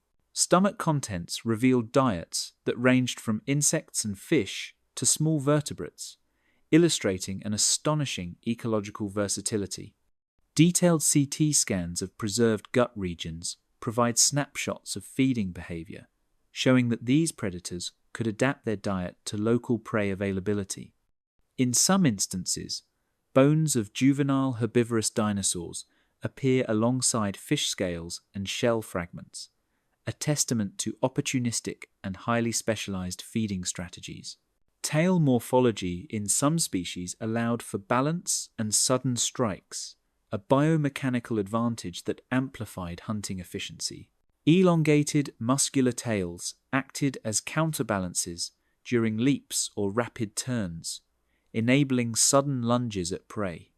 This combination of structural innovation and behavioral refinement demonstrates that even smaller predators could deliver lethal precision, rivaling the efficacy of their larger counterparts in the ecosystem. Rare skeletal pathologies indicate aggressive intraspecific interactions, hinting that even bizarre forms fought for territory, mates, or resources. Bite marks, healed fractures, and asymmetrical wear patterns suggest that competition was intense and sometimes violent, and that predatory efficiency required not only hunting skill, but also survival within a socially or spatially complex landscape. These findings emphasize that survival demanded both physical and strategic competence. Trackway evidence shows highly specialized locomotion, from bounding leaps to careful, silent stalking through undergrowth. Analysis of stride length, pace, and footprint morphology indicates adaptations for stealth, rapid acceleration, and precise maneuvering. In some sites, overlapping tracks suggest coordinated hunting or repeated territorial movement, revealing social or habitual patterns that enriched our understanding of small predator ecology. Prey selection appears remarkably precise, with certain species exploiting seasonal or developmental vulnerabilities in their targets. Juvenile herbivores, slow-moving amphibians, or aquatic organisms at spawning grounds provided reliable meals, and predator morphology often reflects this focus. Evolution sculpted tools, teeth, claws, and limb mechanics around predictable patterns in prey availability, highlighting the sophistication of even diminutive hunters. Comparative anatomy across continents demonstrates convergent evolution, where unrelated predators arrived at similar solutions to niche challenges. Theropods from Europe, Asia, and North America display analogous adaptations, from elongated jaws to grasping limbs, despite being phylogenetically distinct. This convergence underscores the universality of ecological pressures and the ingenuity of evolution in creating efficient hunting solutions. Cranial and limb adaptations suggest a combination of sensory acuity and dexterity unmatched by larger contemporaries. Enlarged orbits, enhanced olfactory regions, and delicate limb articulations indicate acute visual, olfactory, and motor capabilities, enabling precise strikes. Unlike the sheer force employed by giants, these predators relied on agility, anticipation, and rapid coordination, creating a different yet equally effective form of lethality. Despite their small size or strange morphology, these predators achieved deadly efficiency through innovation rather than intimidation.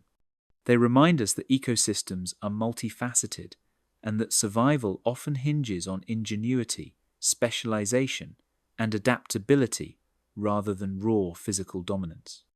In observing their anatomy and reconstructed behaviors, the Mesozoic emerges not only as an age of giants, but as a crucible for creativity in predation. Ecosystems thrived on this diversity, where every niche, from canopy to riverbed, hosted its own apex hunter in miniature. Interactions among predators of varying sizes and strategies maintained balance and allowed multiple species to coexist, each exploiting a specific combination of speed, stealth, or mechanical advantage.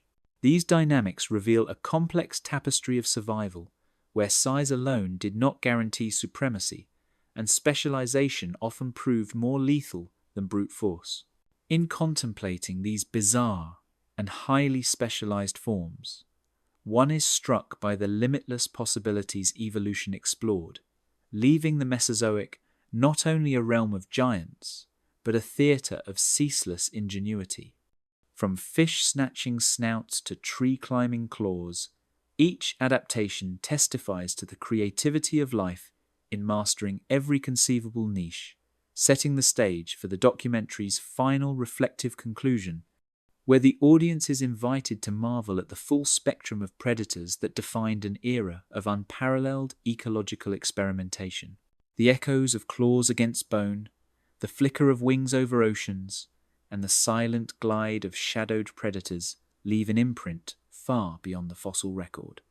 We have walked among hunters shaped by relentless adaptation, creatures for whom survival demanded ingenuity, patience, and ferocity. Their reigns were brief in the span of time, yet their mastery of life's challenges resonates through the ages.